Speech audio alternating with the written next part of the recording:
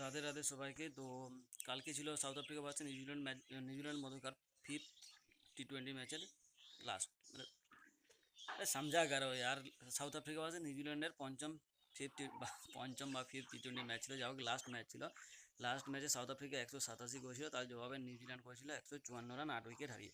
New Zealand হারায় 7 wicket, sorry south Africa হারায় 4 wicket এবং নিউজিল্যান্ড হারায় 7 উইকেট।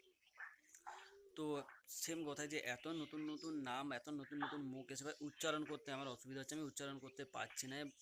তো এই জন্য আমি দুঃখিত, ক্ষমা করে দিও ভাই, ক্ষমা করে দিও স্পষ্ট কথা, কারণ এই নাম উচ্চারণ করা যাচ্ছে না আমার তরফ থেকে। তোমরা যদি উচ্চারণ করতে পারো তোমরা অবশ্যই উচ্চারণ করে নিও। তো সাউথ আফ্রিকার বোলিংয়ের তরফ থেকে আমি বলতে পারি ওটিনেল, বাটম্যান, গ্যারেল কটজিয়া, আরও একজন কেউ ছিল যারা 2-2-2-2 করে 6 উইকেট তুলে নেয়। অপর দিক থেকে সাউথ আফ্রিকা যে সমস্ত নতুন নাম আমরা দেখেছি, সেই সমস্ত নতুন নামের কথা আমাদের বিশেষ করে বলার মতো কিছু নেই, কারণ তারা তাদের পারফরমেন্সের দিক থেকে পৌঁছিয়ে দিয়েছে সমস্ত কিছুই।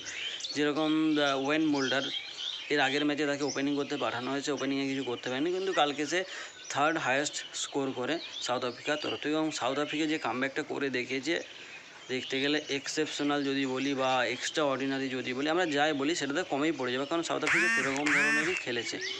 সাউথ আফ্রিকার কাছ থেকে আমরা কামব্যাক করার আশা রাখি। সাউথ আফ্রিকা বড় কোনো স্টেজে গিয়ে বা বড় কোনো যেখানে পারফরমেন্সের দরকার হয় সেখানে সাউথ আফ্রিকা চোখ করে যায়। এবারও টি20 ওয়ার্ল্ড কাপটাও সেরকমই ছিল, সাউথ আফ্রিকায় চোখ করে গিয়েছিল এবং সাউথ আফ্রিকায় চোখ করার কারণে ডাইরেক্ট সে নকআউটের আগে পর্যন্ত, অর্থাৎ প্লে পর্যন্ত সে সমস্ত ম্যাচে ভালো খেলে আমাদেরকে হারায়, বাকিবার টিমকে তার ধারে কাছেও আসতে দেয়নি, কিন্তু সেমিফাইনালে যে সে হেরে যায়।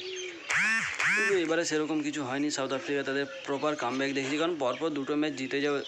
প্রথম দুটো ম্যাচ নিউজিল্যান্ড নিজেদের নামে করে নিয়েছিল, সরি প্রথম ম্যাচটা সাউথ আফ্রিকা নিজেদের নামে করেছিল, তার পরবর্তীতে দুটো ম্যাচ নিউজিল্যান্ড জিতে তারপরে সাউথ আফ্রিকার কামব্যাক হয়। তারপরে যে কামব্যাকটা দেখিয়েছে সাউথ আফ্রিকা, অর্থাৎ 3-2 ব্যবধানে 5 ম্যাচের সিরিজকে শেষ করে দেয়, যে সিরিজটা অ্যাকচুয়ালি দেখতে গেলে নিউজিল্যান্ডে জেতার কথা ছিল।